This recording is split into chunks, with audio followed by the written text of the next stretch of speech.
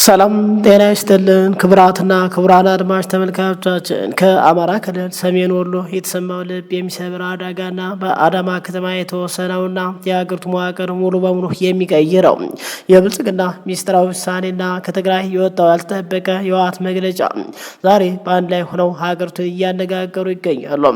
በአማራ ክልል በጦርነት ውድመት የቆሰለው ወሎ ዛሬ ደግሞ በህፃናት መጫወቻ በተነሳ ሰዓት ምድረ በዳ ሆኗል። 50 ቤቶችና አንድ መስጊድ ሙሉ በሙሉ አመድነት ተቀይሯል ተብሏል። በስፋት የምናጋራ ይሆናል። በሌላ በኩል ደግሞ ገዥ ፓርቲ ብልጽግና በአዳማ ከተማ ባደረገው ስብሰባ የአሁን የፌዴራሊዝም ስርዓት እንዲፈርስ መሬት የግል እንዲሆንና የጠቅላይ ሚኒስትሩ ስልጣን ተቀርጾ ሀገሪቱ በፕሬዚዳንት እንድትመራ መወሰኑ ተሰምቷል። ይህ ውሳኔ ላለፉት 4 ዓመታት ሲደክም የነበረው ብሔራዊ ምክክር ኮሚሽን ስራ ቀዝቃዛ ውሃ ቸልሰበት ሆኗል ተብሏል። በስፋት የምናጋራ ይሆናል። ይህ በእንዲህ እንዳለ ህወሓት ለገዥ መንግስት ከባድ መርዶ አሰምቷል። ወይዘሮ ፈትለወርቅ ገብረ እግዚአብሔር ወይም ሞንጀርኖ ባወጣ አዲስ መግለጫ ድርድር ካለ በሶስተኛ ሀገር ብቻ ነው፣ ወደ አዲስ አበባ ፈጽሞ አንመጣም በማለት አሜሪካን ጭምር ያስደነገጠ አቋም ይፋ አድርገዋል። በትግራይ ሰማይ ላይ የድሮን ቅኝት እየተደረገ ነው ያሉት ኃላፊውም ሊመጣ ለሚችለው ጦርነት ዝግጅት ማድረጋቸውን በይፋ አምነዋል። እነዚህ 3 አበይትና አስደንጋጭ መረጃዎች ሙሉ ዝርዝራቸውን አሁን እናቀርባለን። መረጃውን ላይክና ሸር ማድረግ አብራችሁን ቆዩ። በቅድሚያ ከወደ አማራ ክልል አሳዛኝ ዜና ተሰምቷል። በአማራ ክልል በርካቶችን ያስደነገጠ ያሳዘነ አደጋ መድረሱ ተሰምቷል። ባለፉት 5 እና 6 ዓመታት በአማራ ክልል በትግራይ አሁን መንግስትን ከፋኖ ጋር በጀመረው ውጊያ ክልሉ ከፍተኛ ውድመት በማስተናገድ ላይ ይገኛል ተብሏል። በርካታ ትምህርት ቤቶች፣ ጤና ጣቢያዎች፣ የግለሰብ ቤቶች፣ ገበያዎች ወዘተ በከባድ መሳሪያ በድሮንና በጀት መውደማቸው ይነገራል። ይህ ባለበት አሁን ከወደ ወሎም የተሰማው ደግሞ በርካቶችን ያስደነገጠ መሆኑ ተገልጿል። አደጋው የተከሰተው በአብሮ ወረዳ 023 ቀጅማ ቀበሌ ቀሰማ በተባለች የገጠር ጎጥ ውስጥ መሆኑ ተገልጿል። የወረዳው ኮሚኒኬሽን ይፋ እንዳደረገው ከሆነ አደጋው ሊነሳ የቻለው 2 ህጻናት ከአገዳ ክምር አጠገብ ሰዓት በማያያዝ ሲጫወቱ በፈጠሩት አለመረዳት ነው ተብሏል። ይህ በህጻናት መጫወቻነት የተነሳው ሰዓት በአካባቢ በነበረ ከፍተኛ ነፋስ ታግዞ በአቅራቢያው ወደ ነበረ ጥቅጥቅ ያሉ የመኖሪያ ቤቶች በፍጥነት ተሰራጭተዋል ተብሏል። በዚህ ምክንያት 53 የአርሶ አደር መኖሪያ ቤቶችና አንድ መስጊድ ሙሉ በሙሉ ወደ አመድነት ተቀይረዋል ተብሏል። ቦታው ገጠር በመሆንና የእሳት አደጋ መኪና ሊገባበት የማይችል በመሆኑ አደጋውን ለመቆጣጠር እጅግ አደጋች እንደነበር ነዋሪዎች በምሬት ተናግረዋል። ከተጎጆች አንደበታቸው ሰዓቱ አንድ ቤት ላይ ሲነሳ ለማጥፋት ሮጥ፣ ነገር ግን ንፋሱ በጣም ኃይለኛ ስለነበር ሰውን አላስጠጋለ ሲሉ ይገልጻሉ። አንደኛው ቤት ሲነድ ንፋሱ እሳቱን 6 ቤቶችን አሳልፎ አጠቃላይ 7ኛው ቤት ላይ አሳርፈው ሲሉ ይገልጻሉ። ከቤት ውስጥ እንስሳት በቀር ያከማቸነው እህል፣ የለበስነው ልብስና ንብረታችን በሙሉ ተቃጥሏል። የተረፈ ነገር ፈጽሞ የለም። አካባቢ አሁን ምድረ በዳ ሆኗል ብሏል። ይህ አደጋ ይበልጥ አሳዛኝ የሚያደርገው አንደኛው ተጎጂ ወንድሙ ከቀናት በፊት ሞቶበት በሀዘን ላይ የተቀመጠ አርሶ አደር ሆኖ ተብሏል። በሀዘን ላይ ሌላ ከባድ ሀዘንና እንግልት ደርሶበታል። በትናንትናው ዕለት ከቀኑ 10 ሰዓት አካባቢ ተነሳ የአደጋ በ54 አባወራዎች ላይ ከባድ ማህበራዊና ኢኮኖሚያዊ ቀውስ ፈጥሯል። ወይም 54 አባወራዎችን እስከነ ቤተሰብ ተፈናቃይ አድርጓል ተብሏል። ይሁን እንጂ እግዚአብሔር ይመስገን በሰው ሕይወት ላይ የደረሰ ምንም አይነት ጉዳት የለም ብሏል። የቤት እንስሳትም ለግጦሽ ወደ ዱር ተሰማርተው ስለነበር ተርፈዋል ሲሉ ገልጿል። ጉዳዩን በተመለከተ የሰሜን ወሎ ዞን አደጋ ስጋት ስራ ኮሚሽን ኃላፊ ጽህፈት ቤት ኃላፊው አቶ አለሙ ይመር እንደገለጹ ወደ ስፍራው ጉዳዩን የሚያጣራና የወደመውን የሀብት መጠን በዝርዝር የሚያጠና ቡድን ተልኳል ብሏል። የሀብሩ ወረዳ አስተዳዳሪ አቶ ሁሴን መሐመድ በበኩላቸው የተጎዱ ወገኖች መልሶ ለማቋቋምና አስቸኳይ ድጋፍ ለማድረግ የጣምራ የባንክ አካውንት የማስከፈት እንቅስቃሴ እየተደረገ መሆኑን ገልጿል። እንዲሁም የዞኑ አደጋ ስጋት ኮሚሽን ረዳት ድርጅቶችን በመያዝም ወደ ስፍራው እንደሚያመራም አስታውቋል። የተከበራችሁ አድማጭ ተመልካቾች አሁን ባለው የኑሮ ውድነት ወቅት የአንድ አርሶ አደር መጠለያ የዓመት ምግብና ንብረት ሙሉ በሙሉ መውደም ምን ያህል ከባድ እንደሆነ መገመት አያዳግትም። እነዚህ ወገኖቻችን በአስቸኳይ የዕለት ምግብና መጠለያ ይፈልጋሉ። እኛም እንደ ሚዲያ ለተጎዱ ወገኖቻችን አስፈላጊ ድጋፍ በጥረት እንዲደርስ ጥሪያችንን እናቀርባለን። የወረዳው አስተዳዳሪ ይፋ የሚያደርገውን የባንክ አካውንት ተጨማሪ መረጃዎች እንደደረሰ በዚያው ሚዲያ የምናጋራችሁ ይሆናል። ሌላው ዛሬ በሀገራችን የፖለቲካ ምህዳር ላይ ትልቅ መነጋገሪያ የሆነና የወደፊት የሀገሪቱ መዋቅር ሙሉ በሙሉ ሊቀይር ይችላል የተባለ መረጃዎች ወጥተዋል።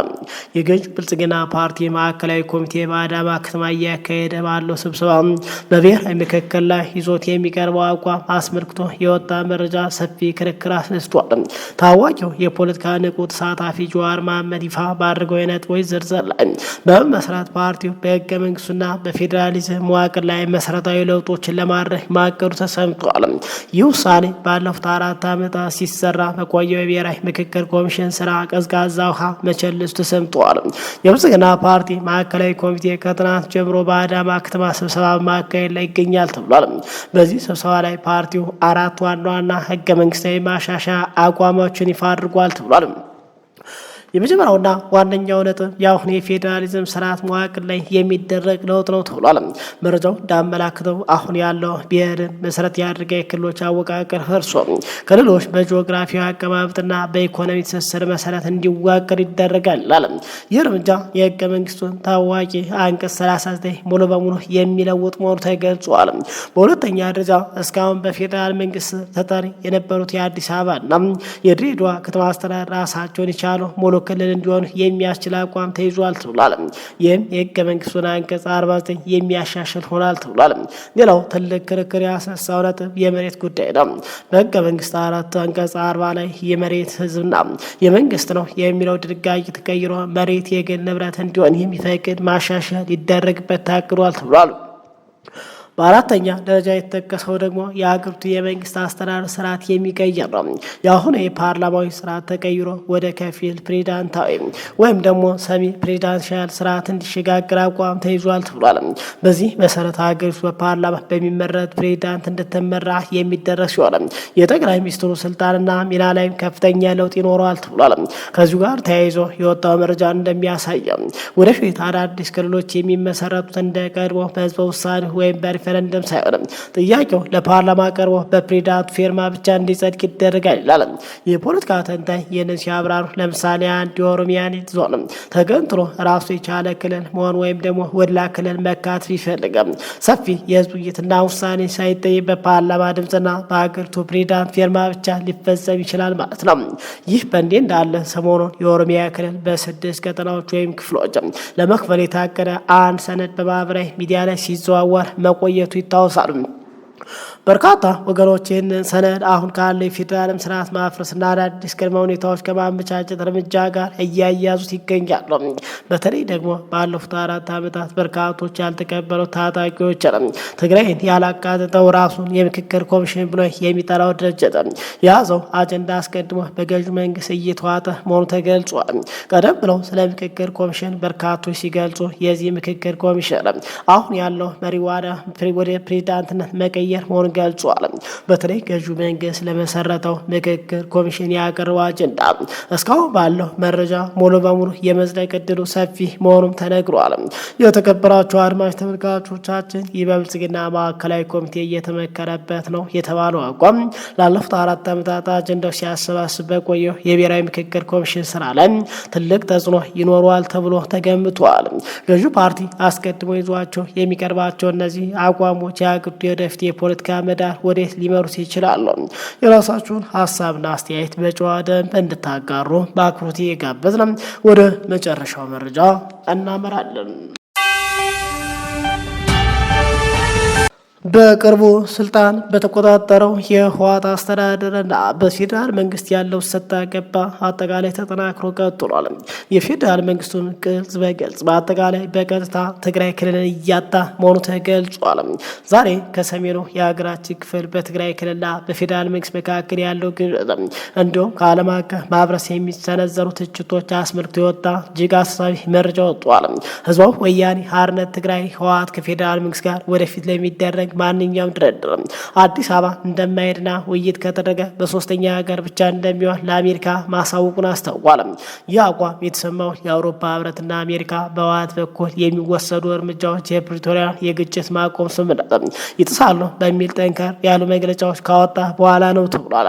የፓርቲው ጽህፈት ቤት ኃላፊ ወይዘሮ ፈትለወርቅ ገብረ እግዚአብሔር ወይም በቅጽል ስማቸው ሞንጆሪኖ በመቀሌ በሰጡት ጋዜጣዊ መግለጫ ስለ ጦርነት ስጋት፣ ስለ ቪዛ እገዳና ስለ ወታደራዊ ዝግጅት አጠቃላይ ሰፋ ያለ ማብራሪያ ሰጥቷል።